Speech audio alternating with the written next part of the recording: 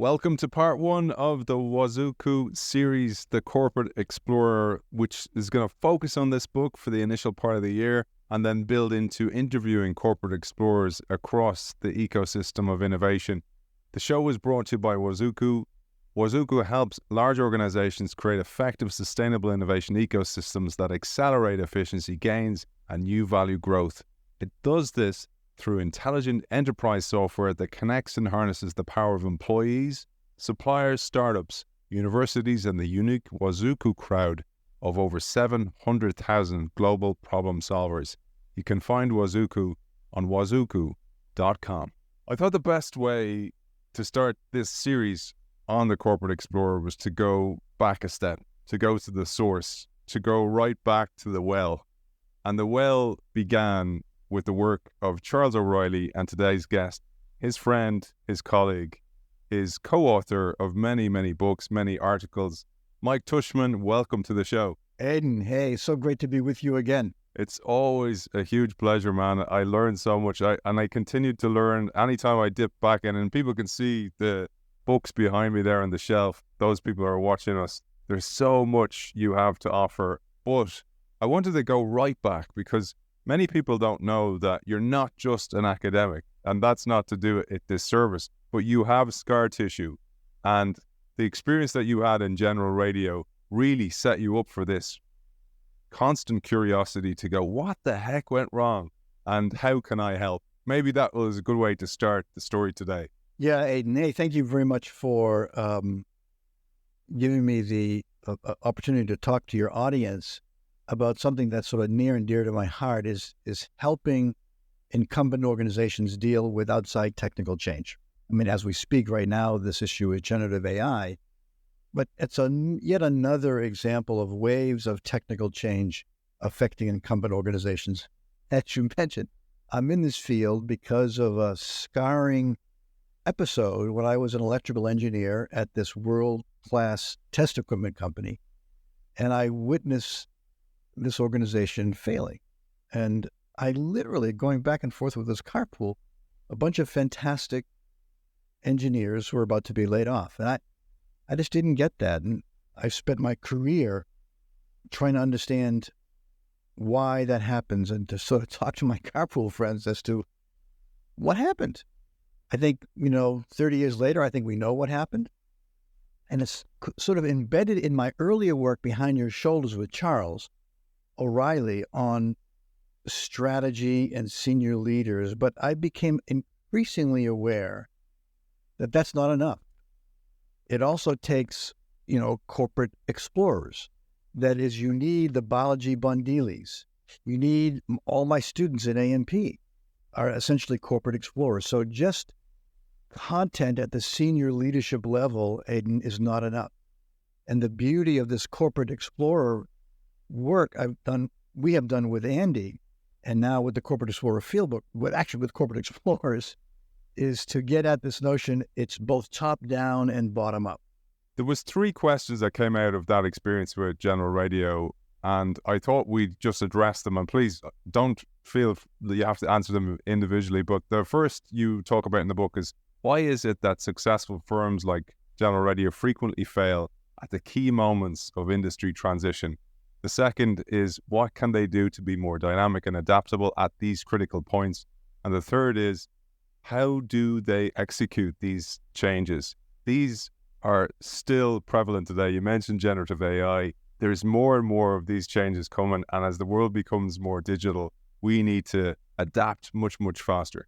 So the key issue on why this happens, or the key issues around why this happens, Aidan, and what to do about it, are sort of around this issue of a paradox. That is, the very things that make organizations super successful now get in the way of them dealing with either open innovation, distributed innovation, or generative AI.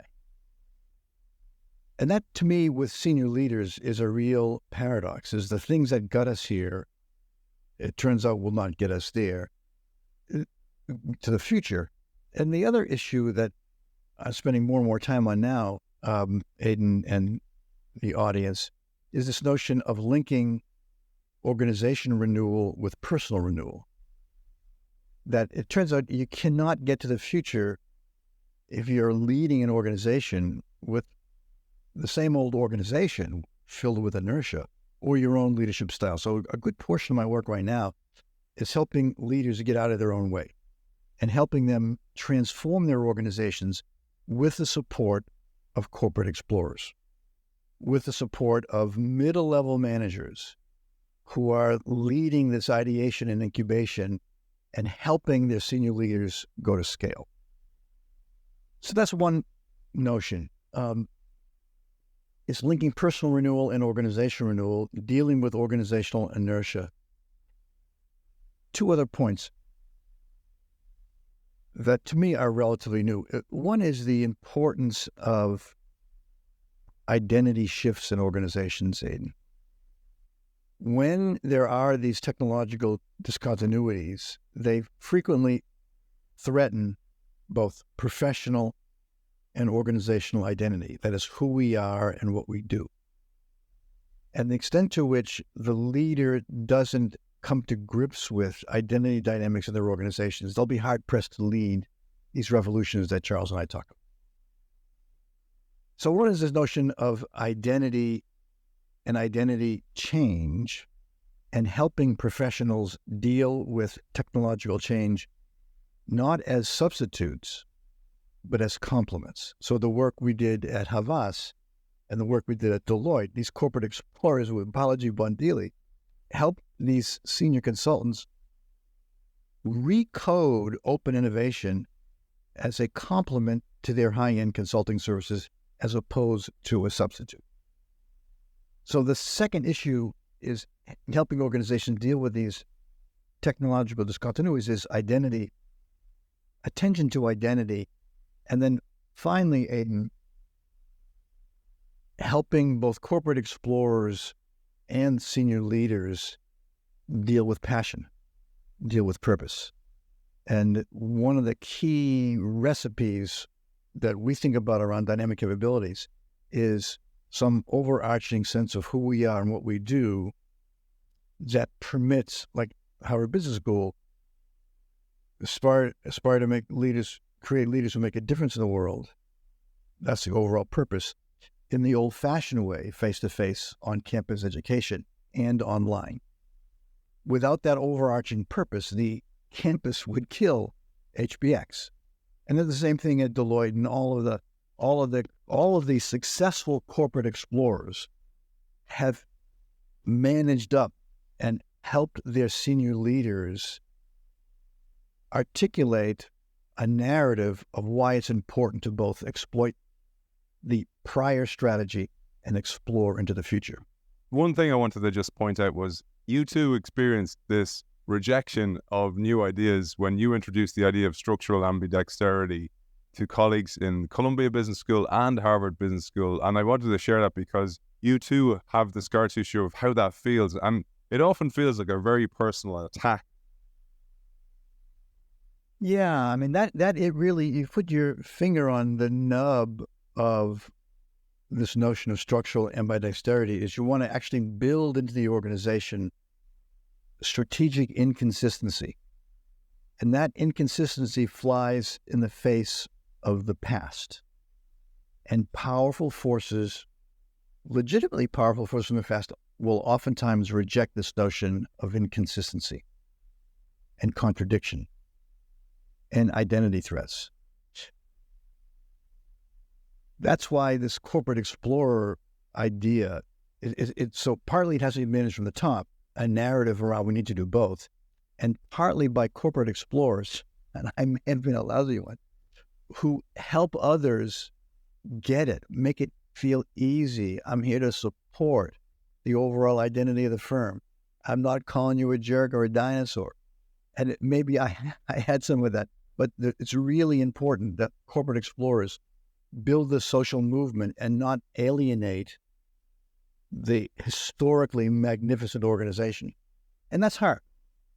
And that's one of the things that we try to tease out in our book is we actually bring in the Fieldbook, is actually bring in real live corporate explorers and have them tell the good and the bad, the good, the bad, and the ugly of being an explorer.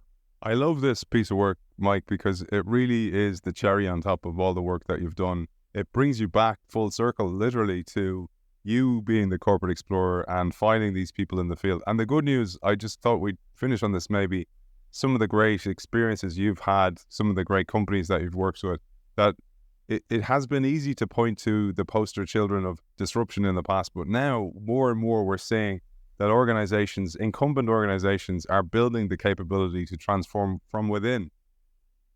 One of the things that I'm really thrilled about, everybody, in my teaching, all of my teaching now is with executives. I don't teach MBAs anymore.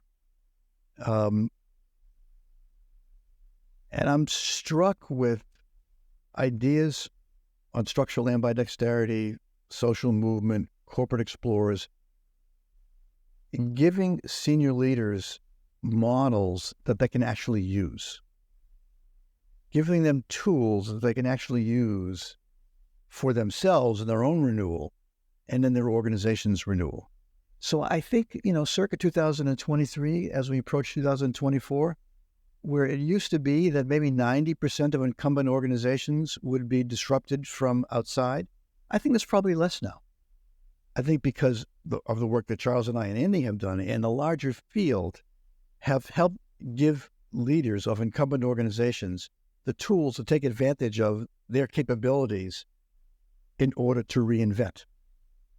That's a beautiful message, Mike. And I just wanted to tell our audience as well, I have bought several copies. So I have several copies of this book because it really is a step-by-step guide of how to put all the theories that Mike and Charles have formulated over the years, with Andy as well, into action. And you're going to see that in action over the next few months when we release this series. Mike, for people who want to find you, you're very active on LinkedIn, etc. Where is the best place to find you? The best place to find me is Mike Tushman at hbs.edu. Mike Tushman, author of all these books behind me, hundreds and hundreds of articles, that really bringing this concept of ambidexterity to the world. It's been an absolute pleasure. Thanks for joining us. Oh, Aidan, thank you for all your enthusiasm for this general topic and for the work that Andy, Charles, and I have done. Thank you very much, Aidan. And good luck, everybody. That episode with Mike Tushman was brought to you by Wazoku. Wazoku helps large organizations create effective, sustainable innovation ecosystems that accelerate efficiency gains and new value growth. It does this through intelligent enterprise software that connects and harnesses the power of employees, suppliers, startups, universities, and a unique Wazoku crowd of 700,000 plus global problem solvers. You can find Wazoku, a B Corp, on wazoku.com.